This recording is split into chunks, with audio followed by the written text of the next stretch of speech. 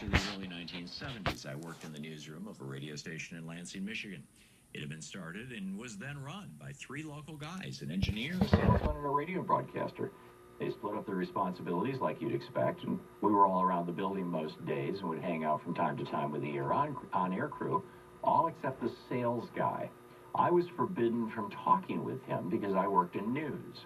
There could be no hint, ever, anywhere, that our radio station had violated the FCC's programming in the public interest mandate by, for example, my going easy on an advertiser in a news story or promoting another advertiser in a different story. News had to be news, separate from profits and revenue. And if it wasn't, I'd be fired on the spot. News, in other words, was not part of the free market. It was part of our nation's intellectual commons, and thus the price of that station's license. After Reagan blew up the Fairness Doctrine in 1987, two very interesting things happened. The first was the rise of right-wing hate speech talk radio, starting with Rush Limbaugh that very year.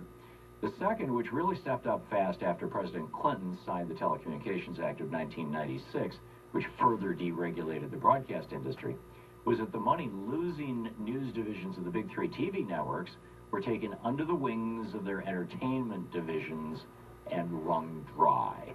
Foreign bureaus were closed, reporters were fired, stories that promoted the wonders of advertisers or other companies like movie production houses owned by the same mega corporations that owned the networks began to appear on the news, and investigative journalism that cast a bright light on corporate malfeasance vanished.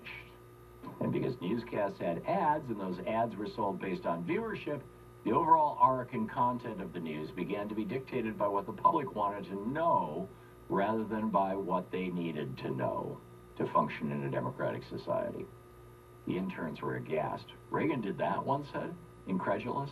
I said, yes, that Bill Clinton then helped the process along to its current sorry state by signing the Telecommunications Act, leading to the creation of the Fox News Channel in October 1996, and its now legal ability to call itself a news operation while baldly promoting what it knew to be falsehoods or distortions. Now, here we are in the current era, and the news media is an abject failure when it comes to reporting the real news, news that citizens in a democracy actually need to know. I'm Thom Hartmann, and you just heard an excerpt of my book, Rebooting the American Dream. Find out what happens next at thomhartmann.com.